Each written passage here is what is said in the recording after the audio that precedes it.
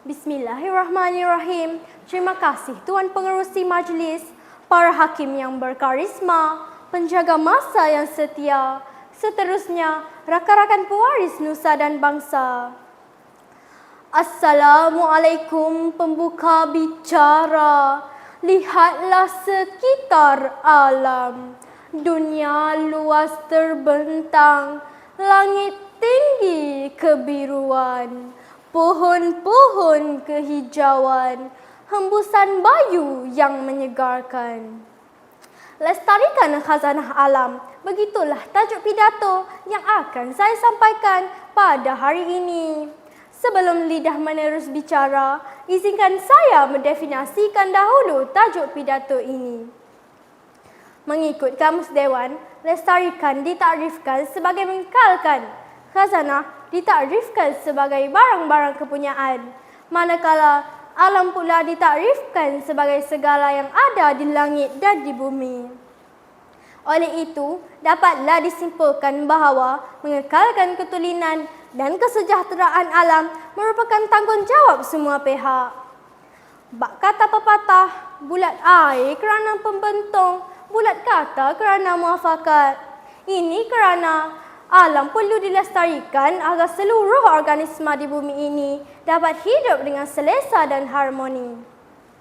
Hadirin yang dihormati, indikator saya yang pertama, bagaimana cara melestarikan alam ialah mengadakan kempen melestarikan alam. Kempen ini bukanlah bertujuan mempelekeh atau menyusahkan masyarakat, tetapi bertujuan meminimumkan masalah pencemaran alam yang berlaku secara abnormal, seperti penebangan hutan yang berleluasa dan pembakaran terbuka tanpa kawalan.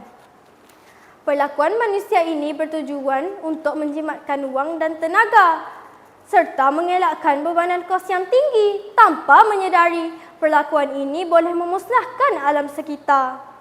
Tuntasnya, kempen kesedaran ini wajar dilaksanakan agar masyarakat sedar akan tindak tanduk mereka dan segera melestarikan alam sebelum terlambat. Sidang Dewan yang dikasihi, indikator saya yang kedua, ibu bapa perlu memainkan peranan penting dalam melestarikan alam. Ini kerana ibu bapa mempunyai banyak masa senggang bersama-sama dengan anak-anak mereka. Semasa di rumah, ibu bapa perlu menunjukkan sikap yang baik, di mana ibu bapa perlu membuang sampah di tempat yang sesuai dan selalu mengingatkan anak-anak mereka walau di mana mereka berada. Persoalannya, siapakah yang perlu melestarikan khazanah alam? Sudah tentulah jawapannya merujuk kepada kanak-kanak sehingga orang dewasa. Murid-murid diberi pendidikan supaya mencintai alam sekitar, manakala golongan dewasa pula perlu diingatkan supaya menjadi teladan kepada golongan muda terhadap kepentingan menjaga alam sekitar. Para pengusaha perlu beringat dan tidak hanya memikirkan keuntungan semata-mata. Sebaiknya berusaha mencari jalan untuk menjadikan alam sekitar lebih menarik. Mereka perlu berganding bahu dengan pihak kerajaan untuk sama-sama menjaga dan memelihara kelestarian terpelihara. Hadirin yang dihormati, indikator saya yang ketiga, wajah kita sebenarnya dapat dilihat melalui alam sekitar. Alam sekitar ialah imej kita. Alam yang cantik akan menjadi daya penarik kepada para pelancong. Oleh itu, amat wajar sekiranya kita mempunyai tanggungjawab yang tinggi untuk melestarikan alam.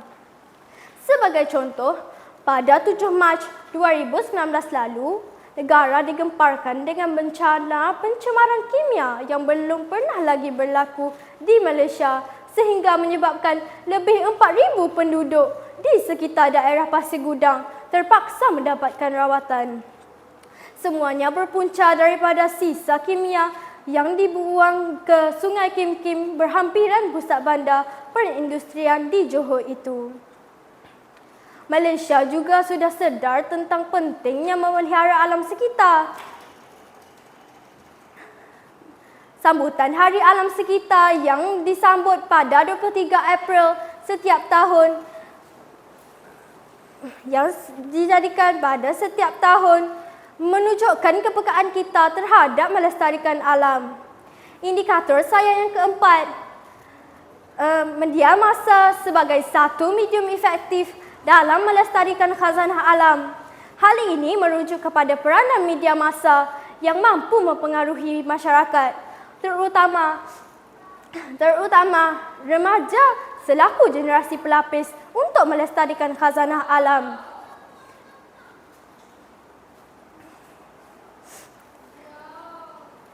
Berdasarkan hujah yang saya sampaikan tadi,